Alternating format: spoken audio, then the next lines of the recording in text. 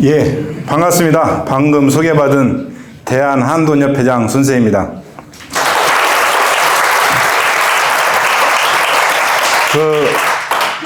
제가 자청해서 이렇게 각 대학교를 작년부터 특강이라기보다는 우리 젊은이들하고 많은 대화를 하고 싶어서 이렇게 돌아다니고 있습니다. 근데 각 학교에서 또 이렇게 뜨거운 열정으로 맞이해 주셔서 늘 감사드립니다. 또 건국대학교 같은 경우는 제가 작년에 아마 세 번째로 이렇게 강의를 했던 것 같은데, 작년 같은 경우는 이제 비대면 수업에서 대면 수업으로 바뀌면서 전국적으로 굉장히 우리 학생들이 굉장히 대화하는 방법이나 또 이렇게 많이 어색해 했는데, 올해는 조금 틀린 것 같더라고요. 근데 작년 같은 경우도 건국대학교 우리 학생들께서 굉장히 열정적으로 또 이렇게 해주시고, 또 훌륭한 질문도 해주셔서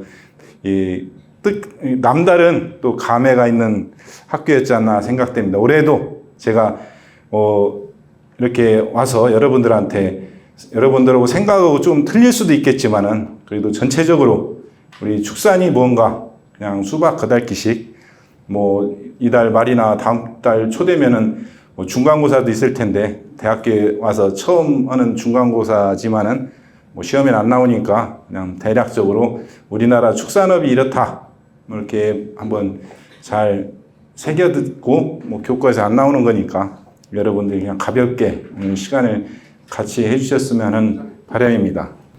제가 오늘 여러분들하고 간단하게 나눌 얘기는 제목은 거창하게 축산업의 가치와 미래라겠는데, 작년에는 제가 좀 과거적인 얘기로 여기 와서 전국적으로 얘기를 했어요. 근데 올해는 우리 축산업의 현실적인 얘기를 하고, 기회가 주어진다고 하면은 내년에는 제가 또 공부를 열심히 해서 미래 우리 축산에 대한 또 어떤 발전 방향이나 또 우리가 해야 될 역할에 대해서 좀 미래지향적으로 한번 갖는 시간을 갖겠습니다. 올해는 우리 지금 현재 각 축종에 처해 있는 현실에 대해서 여러분들이 그냥 가볍게 봐주셨으면 하는 바람입니다.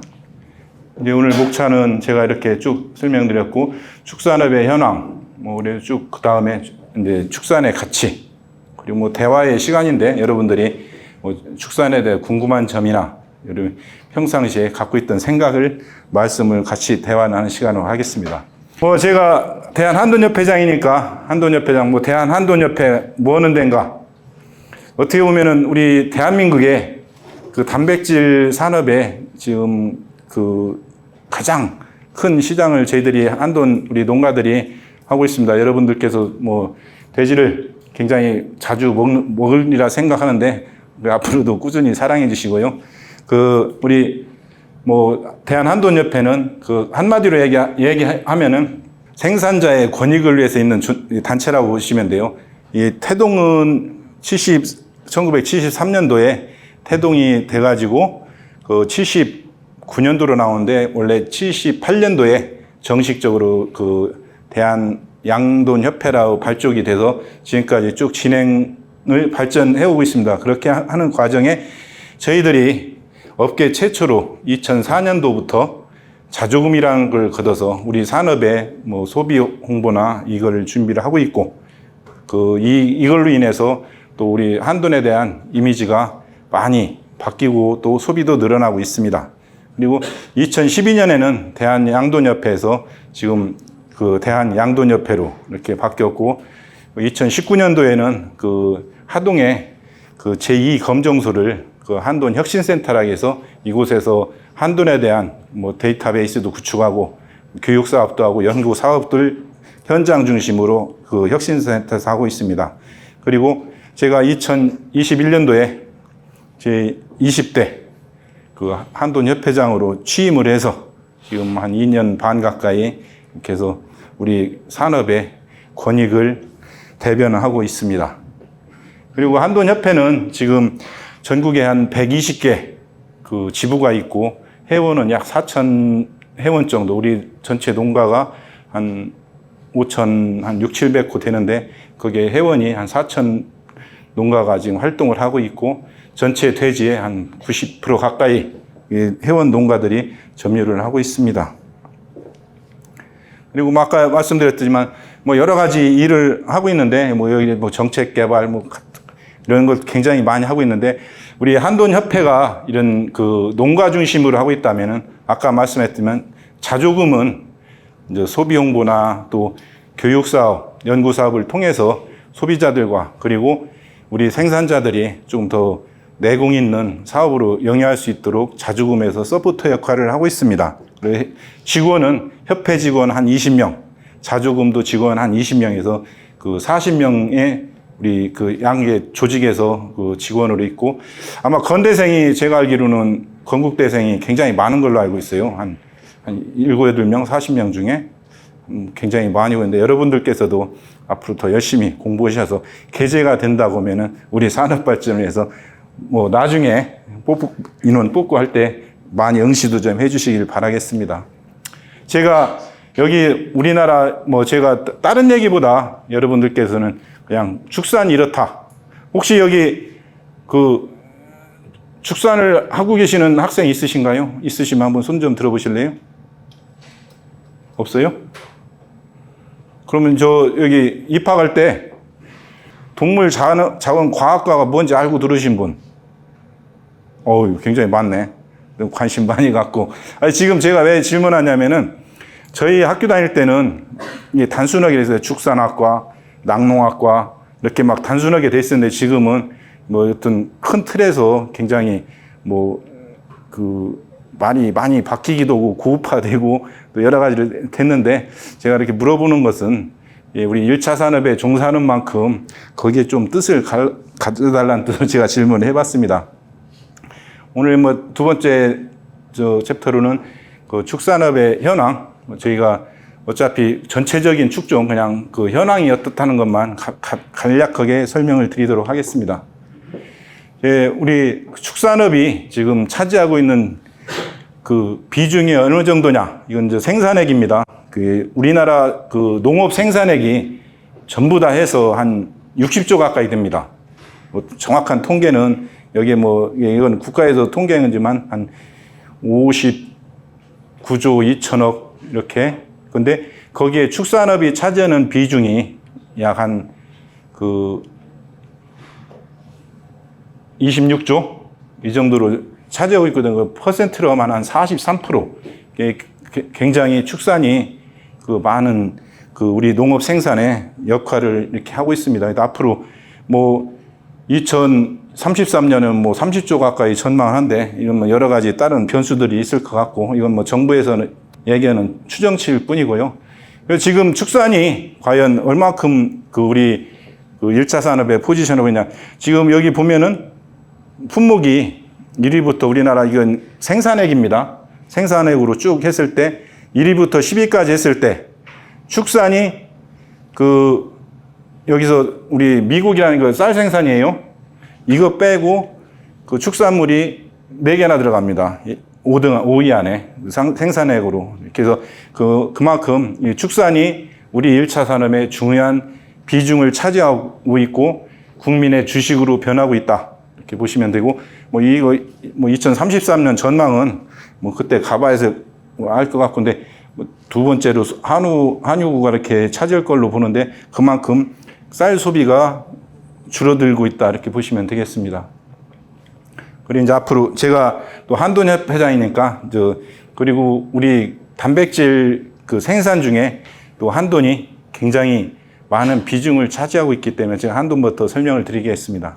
우리 뭐 여러 자료가 옛날 자료도 있지만은 최근 자료만 여러분들이 간략하게 우리가 한돈이 생산액이 약 한 9조 5천억. 아까 그 우리 이 농업 생산액이 한 60조 된다 했잖아요.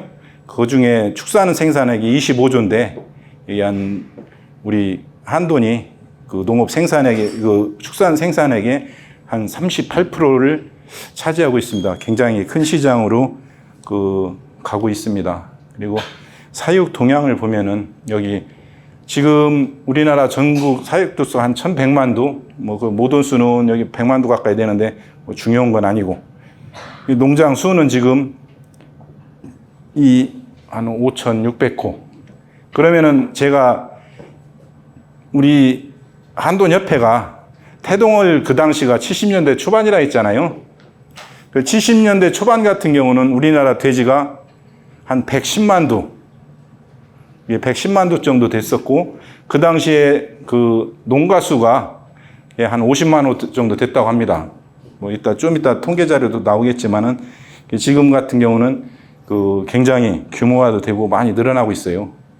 먼저 여기 보면은 이제 또 수급 동향을 보면은 이 MSY죠. 모든 일두당 그 생산 마리수가 지금 18두, 19두 가까이 되는데, 이것도 뭐 저희 자료하고 조금 틀립니다. 이게 통계청 자료하고.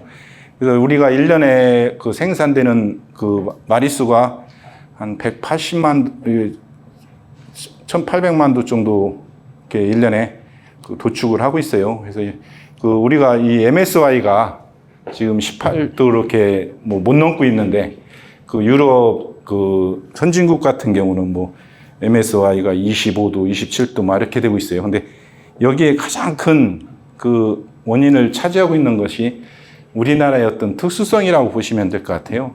계절적인 요인도 있고, 가장 그 여기에 영향을 미치는 것은 사실상 질병적인 원인이 가장 큽니다. 나중에 제가 또 이게 얘기할 수 있는 시간이 좀 있을지도 모르겠지만, 이 부분이 우리나라 이 생산성에 굉장히 질병이 많이 차지고 있어서 이 벽을 지금 못 넘고 있습니다. 이게 20년 전이나 30년 전이나 이 답보 상태에 있어요. 그만큼 시설도 현대화되고 뭐 테크닉도 좋아지고 제반적이 다 좋아지고 있는데도 진짜 우리가 좀 많은 노력을 해야 될 이 과제 중에 하나가 질병 문제인 것 같습니다. 뭐 저희들이 1년에 그 뭐 도체중 얘기했는데, 이거는 뭐 도체중보다는 그 1년에 우리가 국민한테, 여러분들한테 공급하는 양이 한 110만 통 정도, 그리고 생산을 하고 있고, 수입이 한 40만 톤에서 50만 톤 매년 이렇게 변하지 않고 있어요. 그래서 한 1년에 우리 국민들이 소비하는 돼지고기가 한 150만 톤 이렇게 되고 있습니다. 그리고 뭐 이거는 그 수입 물량을, 근데 뭐 대략 이런 부분은 미국, 스페인 뭐 이런 나라들로 주로 그 수입을 많이 해오고 있다. 그리고 뭐 수입량은 40만 톤에 이거를 표시한 것 같습니다. 그리고 이게 지금 저희가 이 한돈이 과연 국민 얼마큼 소비를 하고 있냐. 1인당 약 한 30kg입니다. 여러분들이 30kg라고 하면은 이게 얼마큼 가늠할지 모르겠는데, 싫든 좋든 우리나라 국민 1인당 돼지고기 반 마리씩 먹고 있는 거예요. 여기 앉아 계신 분들도 고기를 안 좋아할지 모르지만은 이 30kg라는 그 수치가 그 돼지 도체중이 이제 잡을 때, 출하할 때 저희들이 한 115에서 120kg 출하하면 고기로 나오는 게 한 60에서 60kg 좀 더 되든가 하거든요. 그렇게 어떻게 보면 한 30kg라는 거는 돼지 반 마리 정도 된다. 그래서 이렇게 생산을 하고 있는데, 아까 했듯이 110만 톤의 그 생산을 하고 있고, 자급률은 한 73%. 굉장히 뭐 높다면 높을 수도 있지만은, 이 수치도 앞으로 이 뒤에 좀 나오겠지만은 좀 더 우리가 자급률을 높여야 되는 여러 가지 이유들이 있습니다. 그리고 현대 한돈 산업의 어려운 점은 여러분들께서도 더 잘 알겠지만은, 재반적인, 여러분들도 학생들도 굉장히 어려운 걸 알고 있어요. 뭐 물가가 비싸고 뭐 여러 가지 원인들, 그리고 우리 문제는 또 인력 문제가 있습니다. 여러분들께서 여기에 뭐 축산학도지만은 앞으로 뭐 현장에 가실 분이 있을지도 모르겠지만, 저는 뭐 갔으면은 바람입니다. 왜? 남들이 하지 않는 것도 한번 해보는 것도 도전하는 의미가 있지 않을까 하는 생각이 들어요. 그래서 여기에 인력 문제, 그리고 뭐 지금 이거는 법적인 문제나 할당 관세 이런 문제들이 여러 가지 뭐 문제점들이 많다. 그리고 우리들이 이제 앞으로 보이지 않은 탄소 중립 문제, 대체육, 동물 복지, 이제 앞으로 이 어떻게 보면 사회가 이렇게 돌아가고 있기 때문에 이런 준비도 많이 하고 있고, 저희들이 이제 아까 제가 앞에서 설명 잠깐 드리다 말았는데, 그 자조금으로 해서 우리가 이제 그 미래 연구소라서 우리 한돈 연구를 뭐 이런 쪽에 대응하려고 지금 착실히 준비를 하고 있습니다. 그리고 아까 했듯이 우리 산업의 가장 어려운 점은 이 질병 문제가 가장 큰 고통으로 있다. 그걸로 인해서 또 여러 가지 규제들이 만들어지고 있습니다. 여러분들께서는 나중에 더 뭐 배우게 되면은 그 여러 가지 문제점이 있다 이렇게 보시면 되고, 두 번째로는 저 한우입니다. 어떻게 보면은 그 우리 한우 시장도 이 굉장히 획기적인 발전을 했지만은 이 한우 시장 자체는 우리가 그 FTA 이게 체결하면서 우리 한우 시장을 너무 많이 내줬어요. 뭐 예전에는 뭐 광우병이나 이런 문제들도 있으면 그런 문제도 나왔던 것이 뭐냐면은 우리 1차 산업의 어떤 포지션을 내주는 것은 뭐 자동차 한 대 더 팔고 핸드폰 하나 더 팔려고 우리 농업의 시장을 많이 개방을 해줬기 때문에 한우 시장도 지금 엉망입니다. 한우 시장의 전체적인 그 흐름을 보면은 뭐 2023년도 같은 경우는 작년에 그 가격 하락으로 인해서 뭐 생산비죠. 생산비 상승, 뭐 가격 이래서 굉장히 농가들이 어려웠었는데 작년에는 한 6조 가까이 그 생산액으로 그 생산을 했다 이렇게 보시면 되고, 그리고 사육 동향 같은 경우도 뭐 작년 뭐 이렇게 증가하고 이 2022년도에는 뭐 한 370만도 이렇게 기록했었는데 작년에 아마 그 할인 행사도 많이 하고 해서 도축이 많이 돼서 뭐 한 35만도 아니 350만도 아니 20만도 가까이 이렇게 줄은 걸로 나옵니다. 그리고 지금 그 농가 수는 지금 한 8만 호 우리 그 한우 농가 수가 여기 2016년도에 그 10만 호였었는데 이 부분도 어떻게 보면 한우가 계속 꾸준히 늘어나는 정부 정책이 여기 하나 있었어요. 예전에 시골에 그 담 밑에 울타리 쳐놓고 한 두세 마리 부업으로 하던 거를 정부가 일시적으로 정리하면서 그 부분이 뭐였었냐면은 우리나라 그 송아지 생산의 생산 기반이었었는데 그거를 그 정부가 정리를 하면서 송아지 값이 굉장히 폭등을 했습니다. 그 당시에. 그래서 그 송아지 값이 폭등되면서 소가 서서히 늘어났고 그게 정점이 작년이 됐던 것 같아요. 그래서 뭐 그런 부분들. 근데 뭐 저는 여기서 여러분들이 뭐 소고기든 돼지고기든 여러분 입맛에 맞고 가격에 맞는 가격을 먹어야 되는데 지금 못 먹는 구조로 가 있는 부분들. 그래서 제가 봤을 때는 여기 좀 이따 나오겠지만은 자급률 문제도 있다. 그래서 예를 들어서 작년 같은 경우는 그 수입이 이제 이건 재작년이죠. 재작년 같은 경우는 수입이 한 47만 톤, 작년 같은 경우는 45만 톤 수입쇠고기입니다. 네. 전체 소고기 우리나라 소비량이 한 그 75만 톤 정도 돼요. 거기에 수입이 뭐 한 47만 톤, 50만 톤 가까이 되니까 굉장한 비중을 차지했거든요. 그래서 이 소고기 같은 경우도 보면은 국내 생산이 30만 톤, 수입이 45만 톤, 이렇게 보면은 자급률이 뭐 40%라고 나오는데 제가 봤을 때는 여기에 뭐 한 유구락에서 여기 사실상 보면은 작년에는 자급률이 좀 올라갈 수 있었는데, 있을 수 있어요. 왜냐면은 굉장히 할인 행사도 많이 하고 있었는데, 뭐, 한우 같은 경우는 그 예년에 이렇게 보면 자급률이 한 32, 3%. 정부가 27년인가? 고시한 것이 한 한우 자급률을 37%인가까지 올린다고 하는 그런 통계 자료도 봤는데, 이 부분은 아까 말씀드렸듯이 우리 그 여러분들이 소고기를 뭐 자주 접하지 못하는 이유는 그 여러 가지 좀 정책적으로 여러 가지 그 어려운 점이 있다 이렇게 보시면 되겠습니다. 이거 자급률 여기 나오네요. 40% 이렇게 나오는데 이거는 그 유구, 그 젖소 이렇게 비육 이런 것까지 합쳐서 약 40% 굉장히 열악하죠. 아까 했듯이 소고기는 1인당 한 15kg 가까이 이렇게 아까 돼지고기의 절반 정도 소비를 하고 있습니다. 그리고 한우 산업도 뭐 저희들 그 축종이 다 거의 비슷해요. 생산비 상승으로 인한 어려움, 뭐 할당 관세, 뭐 여기 나오듯이 뭐 이게 이제 관세 철폐인데, 이게 관세 철폐도 FTA 되면서 앞으로 이게 외국에 싼 고기가 들어옴으로써 이제 자꾸 이제 시장에서 경쟁력을 잃어가는 문제, 이런 문제들이 굉장히 이렇게 우리 소도 이렇게 같은 공통점을 안고 있습니다. 두 번째는 또 낙농인데요. 우유 생산액은 지금 같은 경우는 한 2조 1000억 정도 이렇게 되고 있습니다. 여기에도 보면은 뭐 올해 같은 경우는 뭐 조금 더 상승할 걸로 보는데, 이 부분은 제가 봤을 때는 뭐 상승도 할 수 있지만, 이제 작년에 낙농협회에서 그 유대라든가 이 부분을 정부와 투쟁해서 조금 올라갔던 부분이 있어요. 그 부분이 반영되지 않았나 이렇게 생각됩니다. 뭐 저 농가는 지금 저희 한돈 농가도 한 5,500, 600개 되지만 그 낙농도 한 5,000호 이렇게 정도 됩니다. 뚝 뒤로 넘어가네. 하여튼 뭐 그건 중요한 거 아니니까. 우유 같은 경우도 2023년도 자급률은 한 44%.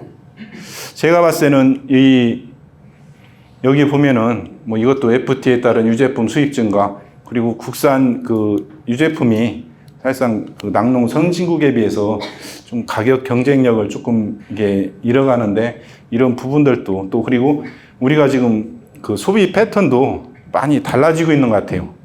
우리 어렸을 때는 어떤 키도 커야 되고 보니까 부모님들이 우유도 많이 이렇게 먹게끔 하고 정책적으로 했는데, 지금은 흰우유를 많이 안 먹는다고 그래요. 제가 한번 질문해 볼게요. 일주일에 2번 이상 흰우유 드시는 분 한번 손 들어 보실래요? 굉장히 많습니다. 우유 많이 드세요. 아니 근데 건국대라 많이 드시나? 다른 데 가니까 그렇게 많이 안 드시는 것 같더라고요. 그 우유 많이 드신 분들이 피부도 좋고 다 건강해 보이는 것 같습니다. 하여튼 그래서 지금 우리 소비가 좀 많이 안 되고 있다. 이상하게 이제 패턴이 많이 바뀌고 있는 것 같아요. 그래서 이런 부분들 앞으로, 그래서 낙농도 굉장히 어려움을 겪고 있다. 그리고 이제 뭐 낙농도 이런 어려움 점이 있습니다. 뭐 여기 보면은 뭐 농가수, 뭐 사육도수 감소세, 이거는 어차피 우리 1차 산업이 겪고 있는 여러 가지 공통적인 그 문제점들을 같이 이렇게 안고 가고 있는 것 같아요. 그래서 저도 축산을 전공하고 또 그 농촌에서 그 농업을 하고 앞으로 영위할 사람으로서 앞으로 걱정이 많이 됩니다. 그리고 이제 가금인데요. 이 가금 시장도 뭐 우리가 여러분들 지금 여기서 앞으로 어떻게 배울지 모르겠지만, 저희는 학교 다닐 때 가금학이라고 하고 난가공이라고 해서 아마 두 과목 정도를 저희들이 전공으로 제가 배웠던 기억이 있는데, 가금이 보면은 뭐 여기서 닭, 오리, 그리고 뭐 산란계까지 이렇게 해서 그 가금으로 총체적으로 표현을 그냥 간단히 정리를 했습니다. 그 가금 시장은 지금 전체 한 7조, 굉장히 많은 것 같이 보이는데, 여러 가지 이렇게 분산돼 있어요. 육용계, 이건 닭고기, 뭐 치킨으로 들어가든 닭도리탕으로 들어가든 이런 부분, 그리고 오리 같은 경우도 이렇게 돼 있고, 예를 들어서 지금 금액적으로 보면은 뭐 계란이 한 2조 7천억, 오리가 1조 4천억, 육용계가 한 3조, 이렇게 해서 한 7조 정도의 닭이 생산액으로 시장을 점유를 하고 있습니다. 그리고 닭고기 같은 경우도 1년에 소비되는 게 한 60만 톤. 아까 돼지랑 비교하면 돼지가 한 150만 톤 소비하니까 한 돼지 소비에 한 플러스로 오면은 이렇게 계산이 나오지요. 그러니까 우리 닭고기도 지금 한 이렇게 소비를 하고 있다. 1인당 소비량도 한 15kg 정도. 굉장히 많이 먹는 것 같죠. 저도 저 딸이랑 가끔 치킨을 시켜서 먹는데 1인당 15kg라고 하면은 닭을 몇 마리 먹나 한번 계산지 한번 해봐야 되겠습니다. 그리고 뭐 자급률 같은 경우도 닭고기 같은 77% 이렇게 되고 있습니다. 가금 시장도 여러 가지 어렵습니다. 이 조류 인플루엔자가 이게 발생하기 시작한 지도 제가 알기로는 한 20년 된 것 같아요. 이 부분 때문에 또 닭이 아니라 닭하고 오리가 굉장히 어렵습니다. 솔직히 이 인플루엔자로 인해서 우리나라 뭐 정부 정책도 좀 잘못된 것도 있고, 그리고 이걸로 인해서 그 예전에는 계란 한 판이 비싸야 4,000원대 이렇게 하고 있는데 지금은 뭐 10,000원 가까이 이렇게 가고 있어서 굉장히 이 질병적으로 우리 소비자들이 어렵다, 이렇게 보시면 되겠고요. 뭐 이런 예산 같은 경우는 여러분들이 뭐 필요하게 보실 건 없고, 또 한 가지 이게 AI로 인해서 우리나라 정책 중에 하나가 오리를 겨울에 못 기르게 합니다. 그 대신 휴직기를 둬요. 정부가 보상해주고 하는데 그런 정책은 좀 잘못되지 않았나. 아까 했듯이 자꾸 수입육에 대체하게 되면은 우리 시장 자금률 떨어지고 농가들은 그만큼 그 어려울 걸로 보거든요. 그래서 그런 부분들을 정부가 어떤 방역 정책이나 어떤 이거를 그 현장에 맞게, 현실에 맞게끔 해야 되는데 너무 안일한 정책을 하고 있지 않나 하는 생각을 갖고 있습니다. 그리고 이건 뭐 AI 발생 현황이고요. 뭐 전체적으로 우리 축산의 어려움. 지금 여러분들께서도 그 뭐 지금 건대도 하고 있나 몰라도 우리 학교 급식이 아니라 학교 뭐 1,000원 식사 이것도 하고 하는데 지금 굉장히 곡물가 시장이 막 혼돈이 있습니다. 여기에 보면은 뭐 기후변화 때문에도 그렇고 러시아 우크라이나 전쟁 때문에도 그렇고 여러 가지 적어오고 있는데, 제가 봤을 때는 러시아 우크라이나 전쟁 때문에 영향도 미칠 수 있지만은 여러 가지 다른 프레임에 걸려가지고 곡물을 이 농업 선진 강대국들이 무기화해서 조금 많이 그 영향을 끼치지 않나 이런 생각도 들고 있습니다. 그리고 아까 했듯이 뭐 고령화, 인력 부족. 솔직히 지금 모르겠어요. 과수는 모르겠지만은 우리 채소가 지금 농촌에 막 그 물가 막 얘기 나오잖아요, 여러분들. 근데 이 부분의 한 원인도 농촌에 인력이 부족하지 않냐. 왜? 심어놔도 따고 할 사람이 없어서 비싸질 수밖에 없는 구조로 지금 가고 있습니다. 그러다 보니까 정책적으로도 그렇고 조금 많이 농업이 더 힘들다. 그리고 이제 여기에 막 있던 할당관세 정책, 뭐 여기 지금 얘기하면 지금 물가 잡는다고 뭐 수입 뭐 할당관세가 이게 관세 없이 막 외국에서 들여오는 거예요. 그러다 보면은 어떤 그 물가가 좀 안정된다고 그래서 정부는 그렇게 생각하는데 우리 농가에는 전혀 도움이 안 된다. 그리고 아까 했듯이 우리 축산하고 조금 많이 그 대두되고 있는 이런 탄소 중립, 뭐 동물 복지 이런 문제, 또 여기 보면은 또 우리가 뭐 축산을 하다 보면은 좀 냄새 문제도 있는데 이 문제가 또 사회 이슈화돼서 이제 여러 가지 규제, 그리고 이제 아까 했듯이 질병, 이 선을 넘지 않고서는 우리나라 축산에 저는 미래도 없다고 생각합니다. 그래서 이런 부분에 저희들도 그 협회에서 또 여러 가지 그 노력들을 하고 있어요. 그래갖고 방역 당국과 같이 가서 이제 현장에 맞을 수 있는 정책들을 만들어서 효과적으로 대처하려고 준비도 많이 하고 있습니다. 그래서 축산업에 현재 이러한 어려운 점들이 지금 봉착돼 있다. 근데 이 어려운 점은 여러분들이 열심히 잘 배워서 현장에 오셔서 하나씩 풀면은 우리 그 축산이 더 발전하지 않을까 하는 생각을 갖고 있습니다. 그리고 제가 이제 세 번째로, 우리 축산의 가치인데요. 현재 그 어떻게 보면은 뭐 동물다단체, 비건 막 이렇게 얘기를 하지만은 우리 축산이 여기 기여한 것들이 굉장히 많다고 생각합니다. 제가 전공해서가 아니라 앞으로 우리가 가야 될 부분이 굉장히 우리 축산에 좀 있지 않나 이렇게 생각을 갖고 있거든요. 그 첫 번째, 이제 주식으로의 가치, 지금 말씀하셨듯이 또 영양소로의 가치, 산업으로의 가치, 또 식량안보의 가치, 여러 가지 우리 축산이 갖고 있는 가치들이 굉장히 많습니다. 그리고 여기 보면은 이제 나중에 정리할 때 나오겠지만 K푸드, 앞으로 저희 우리 한돈도 글로벌하게 K푸드로 가려고 지금 열심히 준비를 하고 있습니다. 그래서 이런 부분들, 그래서 이제 주식으로서 같이 아까 그 도표에서 보셨듯이 돼지고기가 1인당 30kg, 닭고기 15kg, 뭐 쇠고기도 한 30kg, 오리고기도 한 15kg. 이거 뭐 잘못된 건가? 내가 봤을 때 이거 잘못된 것 같아요. 그렇게 해서 이게 전체적으로 그 육류가 어떤 이제 주식으로 되고 있다. 보면 제가 봤을 때 이거 같이 이렇게 닭고기하고 합쳐져야 되는데 이거 자료 만든 직원 제가 가서 감봉을 해야 될 것 같습니다. 아니 연간 1인당 육류 소비가 한 62kg, 63kg 굉장히 늘어났습니다. 예전에 뭐 좀 이따 도표가 또 나올 것 같아요. 그래서 이렇게 보면은 그 쇠고기 비중, 돼지고기 비중, 이제 닭고기 이제 이게 가금류죠. 가금류 비중이 이렇게 가고 있다. 거기서 어떻게 보면은 그 우리 저 어렸을 때 뭐 교수님도 마찬가지고 주식이 쌀이었었어요.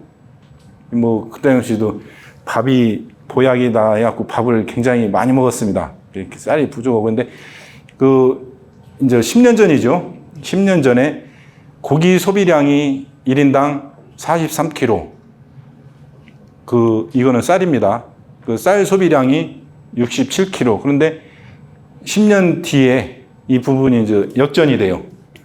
육류 소비가 아까 나왔듯이 한 63kg, 그 쌀 소비량이 56kg. 이렇게 쌀 소비가 굉장히 많이 줄어들고 있습니다. 재작년인가를 기점으로 해서 역전이 돼가지고 이제 어떻게 보면은 그 육류가 우리나라의 이제 주식으로 이렇게 바뀌고 있습니다.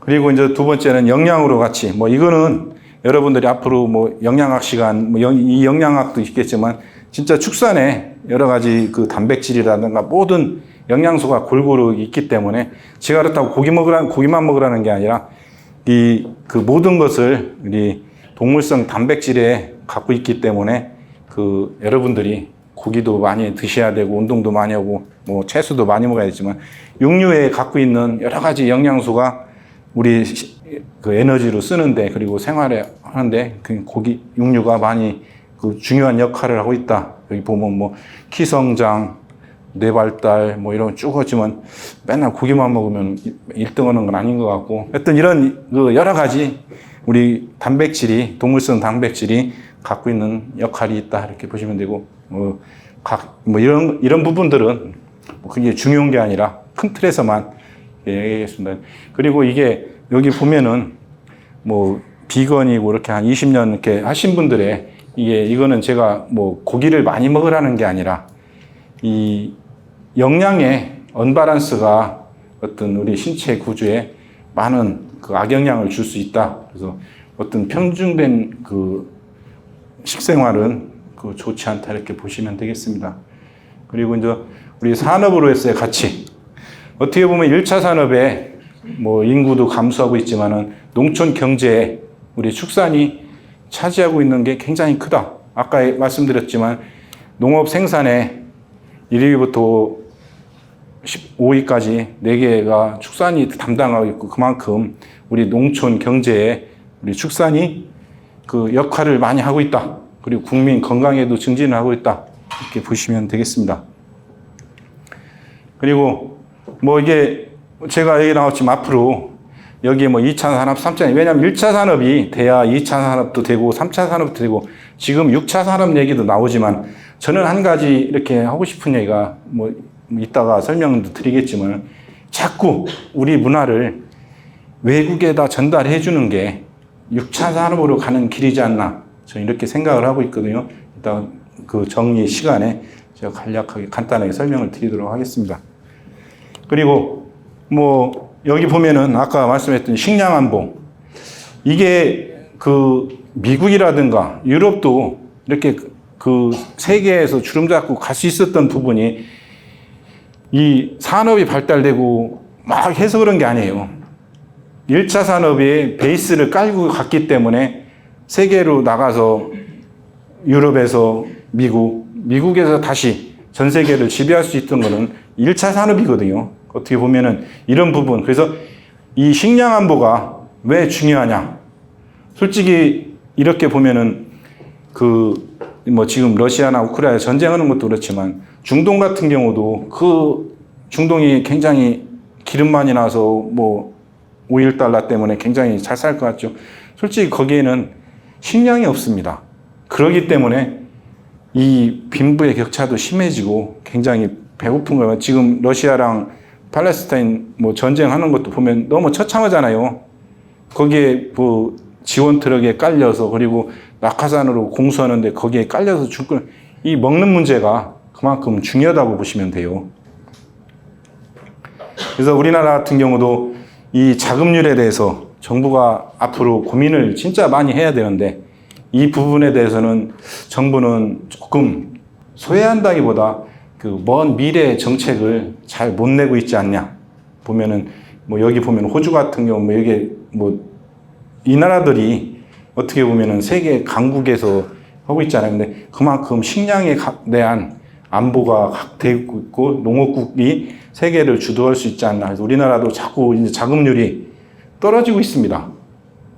이 어려운 점이 뭐 우리가 산업화돼서 농지도 자꾸 이제 없어지고 하지만은 또 여러 가지 또 풀어야 될 문제점, 방법들은 있다고 보거든요. 그래서 이런 부분들을 여러분들이 좀 더 심도 있게 공부도 하고 연구도 했으면 바람입니다. 그리고 이제 뭐 이거 식량 안보 계속 뭐 똑같은 얘기고요.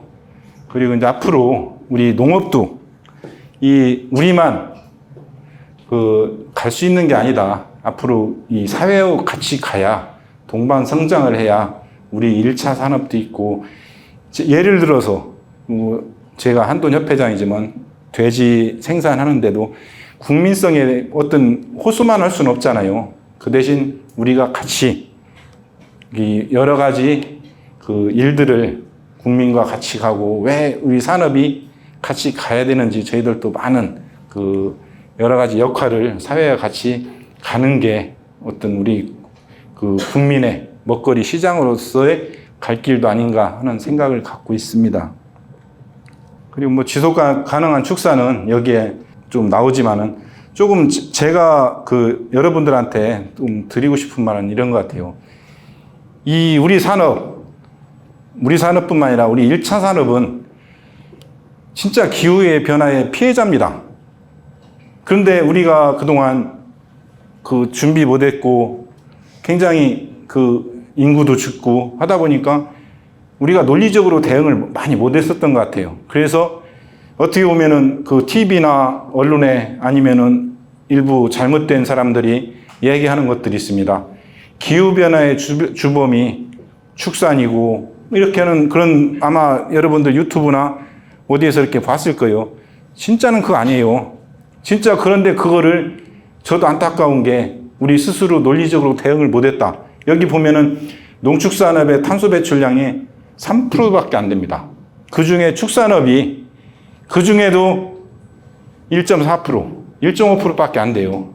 그런데도 우리 축산이 마치 기후변화의 주범인 듯 이렇게 호도되고 있고 하는 부분들은 여러분들이 만약에 이런 자료를 가지고 어디 그 유튜브나 아니면 누구 대화할 때도 이런 근거로서 좀 역할 좀 해주십시오. 부탁을 드리겠습니다. 그리고 이제 앞으로 우리가 가야 될 방향, 어떻게 보면 아까 질병적인 문제 때문에 MSY가 18도에서 답보 상태로 있고 여러 가지 있거든요. 근데 앞으로는 이 스마트 축산이나 현대화를 통해서 좀 가야 된다고 봐요. 여러분들께서도 지금 뭐 아직은 자기 미래에 대한 계획이나 꿈이 없겠지만은 그 산업을 저는 이렇게 보거든요. 정부가 그동안에는 너무 근시안적으로 했지만은 유럽이나 이런 데처럼 돈사를 짓든 소집을 짓더라도 한 50년 뒤, 100년 뒤까지 내다보고 져야 된다고 보거든요. 그 부분이 유럽 같은 경우는 한 5, 60년 전에도 그 단열 기술을 높이려고 굉장히 그 단열에 신경을 썼어요. 근데 우리나라, 유럽 같은 경우는 어떻게 보면 다른 축조물에 지금 돼지 같은 경우는 유럽 같은 경우는 기후변화가 그렇게 심하지 않잖아요. 지중해성 기후라. 그런데 우리나라 기후는 최고 더울 때하고 최고 추울 때 50도가 넘게 차이납니다. 요즘은 온난화 때문에 여름에도 우리나라 40도 되고 겨울에는 영하 20도까지 떨어지잖아요. 그만큼 이 축산하기 어렵고 또 그 우리 1차 산업하기 어려워요. 시설 채소나 이런 부분들도 거기에 굉장히 많은 어려움을 겪고 있습니다. 그래서 이런 부분들도 앞으로 농가들이 못하는 부분은 아까 식량안보나 모든 차원에서 조금 먼 미래 한 세대 다음 세대의 어떤 먹거리까지 그는 멀리 바라보는 정책을 갖고 가야 앞으로 우리가 더 식량안보 문제나 기타 여러 가지 지금 지역 소멸, 농촌 소멸 나오고 있지만 이런 문제도 여기에 해결이 되지 않을까. 전 그래서 앞으로도 그렇지만 정부한테 이런 부분을 계속 주문을 하는데도 조금 안 듣습니다. 참 안타까운 현실에 있고요. 근데 자꾸 두드리다 보면은 뭐 좋은 날이 올 것으로 저는 반드시 믿고 있고 그렇게 해서 그 부분을 준비를 하고 있습니다. 이제 다음은 제가 앞으로 우리가 풀어야 될 문제 중에 K푸드. 저는 이렇게 봐요. 지금 대한민국 하면은 최고 인기 있는 게 뭐죠? K-팝? 어떻게 보면 한국 K-팝이라고 1등이 그거고 2등이 K푸드라고 합니다. 그만큼 우리나라가 어떻게 보면은 세계적 문화를 K-컬처라고 하죠. 문화를 좀 주도를 하고 있다. 솔직히 제가 어렸을 때 이렇게 보면 우리나라 하면은 교육에서도 그런 있었어요. 교육이 아니라 어느 선생님께서 미국에서 한국 사람이 집을 사면은 그 근처에 집이 가격이 많이 떨어졌다고 합니다. 왜 그랬을까요? 우리나라는 김치를 먹잖아요. 김치 냄새가 그분들하고 안 맞아서 근처에 집값이 많이 떨어졌다고 그래요. 근데 지금 김치가 우리 K푸드를 지금 선도하고 있습니다. 여러분들이 언론에서도 보셨나 몰라도 김치를 분말화 해가지고 먹고 샌드위치에다 이렇게 해서도 먹고 진짜 여러 가지 다변화를 하고 있어요. 그러면은 저는 여기 우리 문화에 편승해서 우리가 지금 수입육 때문에 우리가 굉장히 애로사항도 있지만 우리가 문화를 수출하잖아요. 그러면 저는 이 K-포크가 그 역할도 가능하지 않겠냐.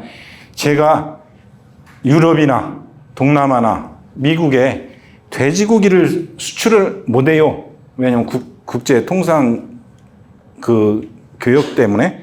하지만 그 나라에서 삼겹살 소비를 많이 하게끔 하면은 일단 우리나라에 들어오는 돼지고기가 비싸져서 안 들을 거고, 그럼 일단 시장 방어를 하잖아요.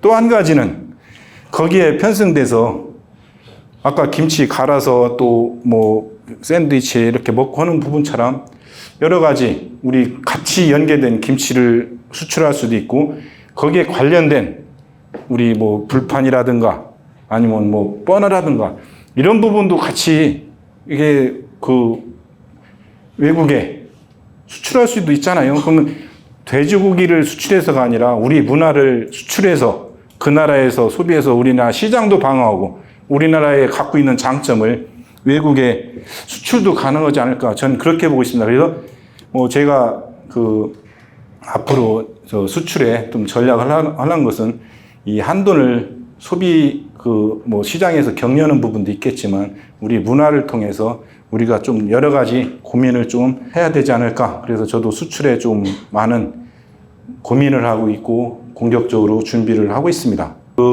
한국 경제와 축산인데요. 제가 이 그래프가 왜 적어 있냐면은 1970년대 초 어떻게 보면 우리나라에 큰 지각 변동을 일으켰다고 봐요. 그게 뭘까요? 아시는 분?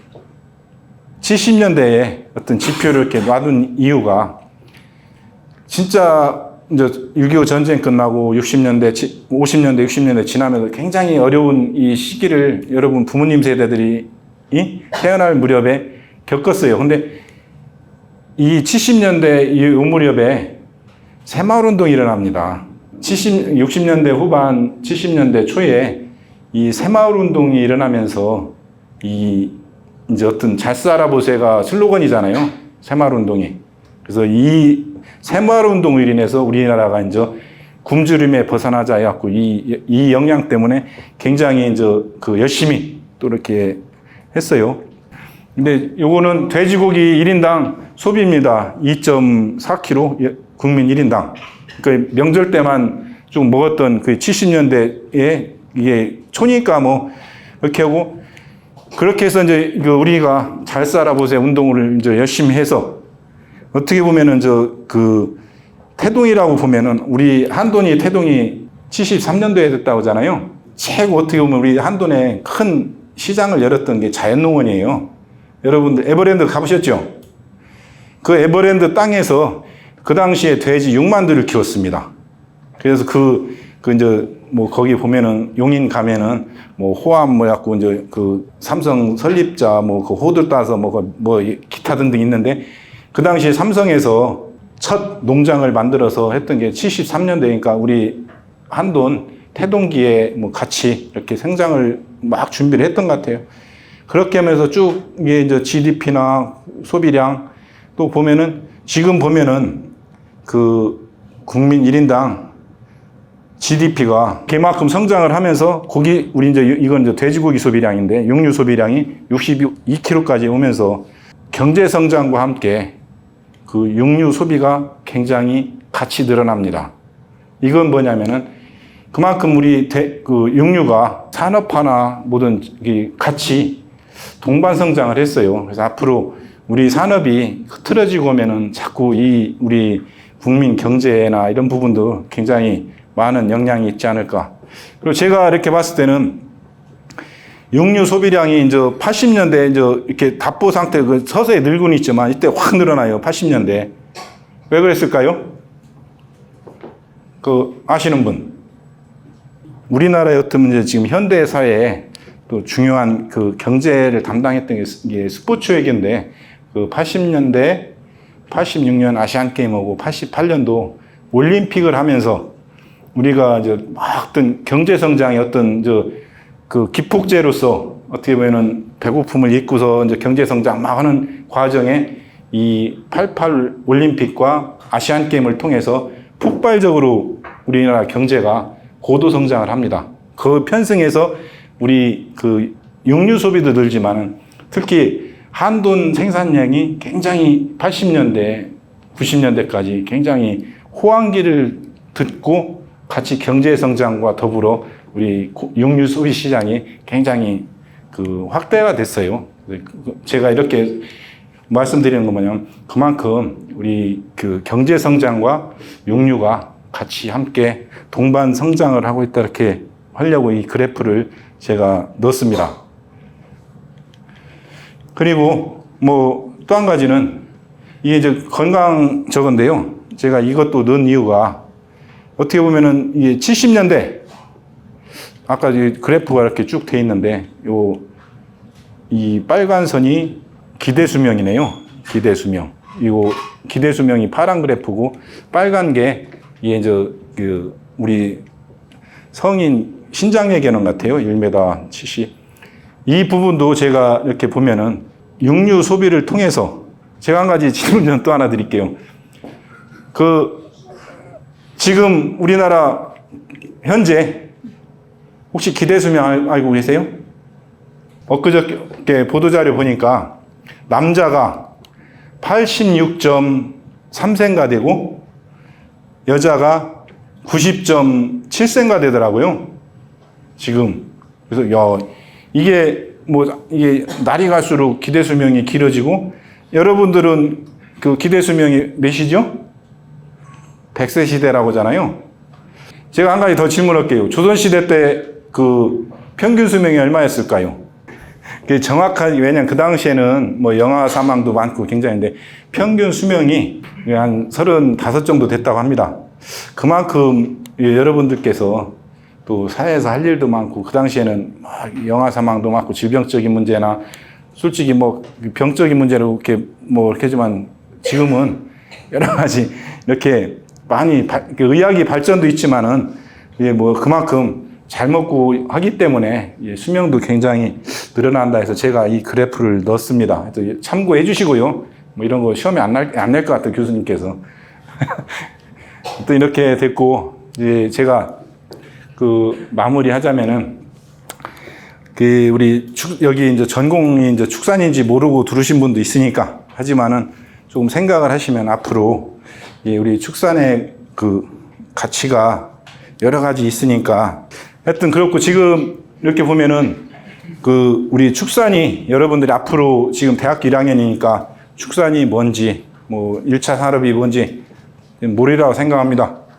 하지만은 여러분들이 이제 쭉 공부하면서 또 여러분들이 이제 가고자 하는 방향 진로를 여러분들이 결정하셔야 될 거예요. 아마 누가 끌고 가는 게 아니니까.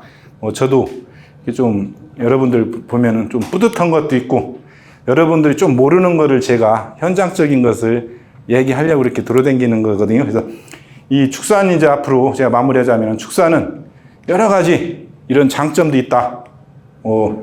이런 아까 쭉 제가 설명드려도 다시는 얘기는 않겠습니다. 하지만 여러분들이 조금 더 전문적으로 배워서 또 이렇게 할 수 있는 부분들이 있으면은 우리 산업이 더 지금보다는 더 좋은 내일이 되지 않을까 하는 생각을 갖고 있습니다. 그래서 제가 작년에 키워드는 그거였었어요. 뭐 이렇게 쉽게 얘기하면은 반도체 회사는 망할 수 있어도 농업은 망하지 않는다가 제가 작년 키워드였었거든요. 근데 올해는 제가 여러분들한테 이런 말씀을 좀 남기고 싶습니다. 남을 따라가지 마라. 솔직히 한 몇 년 전만 해도 우리나라 젊은이들의 한 70~80%가 공무원 시험 준비만 했었어요. 진짜 우리나라 국민의 젊은이들의 70~80%가 학교 다니다가 휴학하고 공무원 시험 준비하고 다 했습니다. 그만큼 어떤 자기 선택의 폭을 스스로가 많이 조금 위축시키지 않았나. 저는 거기에 우리나라 교육 정책도 일조를 하고 정부가 어떤 잘못됐다고 저는 이렇게 봅니다. 근데 왜 남을 따라가지 말라는 거 뭐냐면은, 내가 요즘 MZ 세대들이니까 조금 MZ의 또 특성이 뭐 가치관이나 뭐 자기 주장도 하지만 남을 하지 않는 걸 얻었을 때 내가 보람을 더 느끼는 부분도 많이 있지 않을까, 그렇게 생각을 합니다. 그리고 또 왜 그러냐면은 누가 이런 얘기를 하더라고요. 조합에 취직할래, 조합장이 될래. 이 부분에 대해서 굉장히 좀 의미가 있다고 생각합니다, 저는. 그게 뭐냐면은, 예를 들어 지금 뭐 농협에 취직을 하려고 준비를 하던가, 뭐 농협도 뭐 이렇게 하니까. 근데 조합장이 되려면은 조합에 직원이 돼갖고는 조합장 되기가 안 됩니다. 어떻게 우여곡절 끝에 뭐 될 수도 있겠지만은 하다가, 근데 진짜 이 부분을 여러분이 한번 조금 고민 좀 해보시라.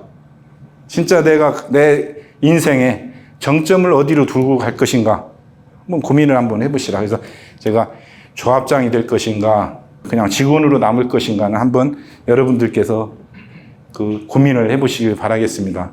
두 번째는 계획을 세워야 됩니다. 여러분들이 지금 막 신입생으로 와서 사회 이제 초년생으로 와서 저도 제 아들내미가 둘째 아들이 지금 대학교 1학년에 갔습니다. 입학을 했는데 저도 뭐 제 아들이기 때문에 어떻게 공부하고 있는지 잘 몰라요. 네, 조금 저도 여러 가지 이렇게 여러분들 보면은 제 아들 딸 같아서 좋은데 제가 이렇게 얘기할 수 있는 부분도 좀 여러분들께서 여러분 스스로의 어떤 계획을 좀 이제 세워야 되지 않냐. 사회에 이제 어떤 사회의 첫 발을 딛지만은 앞으로 내가 올해 계획, 그래, 내가 열심히 공부해서 장학금을 타야지. 그리고 4년 뒤에 아니면 군대 갔다 오던가 한 5, 6년 뒤에 내가 사회에 나가서 무엇을 할 것인가 계획을 전 세워야 된다고 봅니다. 이거 없이 여러분들 막연히 학생에 이렇게 있다 보면은 여러분들이 굉장히 여러 가지 어려움을 겪을 수도 있겠다. 그래서 이런 부분들 계획을 세웠으면은 최선을 다해야 된다고 봅니다. 저는 그렇게 생각해요. 여러분들이 여기 계신 젊은 분들한테 한 최소한 10년 계획까지는 세웠으면 좋겠습니다. 그래서 내가 올해부터 앞으로 5년 뒤면은 사회 나가지만 사회 나가서 뭐를 했을까? 그러면 사회 나가서 내가 5년 동안 무슨 일을 해서 내가 이렇게 한번 가봐야지 해야겠다는 길다면 길고 짧다면 짧겠지만 이런 계획 좀 세워서 노력을 한번 해보자. 그렇게 하면은 여러분들한테도 좀 더 인생에 좋은 날이 많지 않을까 이렇게 생각을 제가 했고 오늘 여러분들께서 이렇게 해서 제가 이렇게 3가지 키워드를 말씀을 드렸고 여러분들이 계획이 있으면은 그 어느 기업에 그 슬로건이 있더라고요. 프로젝트가 보스다. 아마 그 여러분들 아마 그 유튜브나 아니면 SNS 봤을 것 같아요. 그게 뭐냐면은 계획을 잘 세우는 것이 어떤 대장이지 않느냐. 앞으로 여러분들께서 이런 계획을 여러분 나름대로 계획을 잘 세우셔서 최선을 다하다 보면은 여러분이 뜻한 게 있으니까 열심히 학교 생활부터 잘 해주시기 바라겠습니다. 오늘 제가 이렇게 하고 싶은 얘기는 이걸로 끝나고 여러분들께서 또 제가 아는 범위에서 그 뭐 축산이든 아니면 여러분들의 어떤 그 궁금한 거 있으면은 몇 가지 질문 받고 마무리하도록 하겠습니다. 고맙습니다. 네.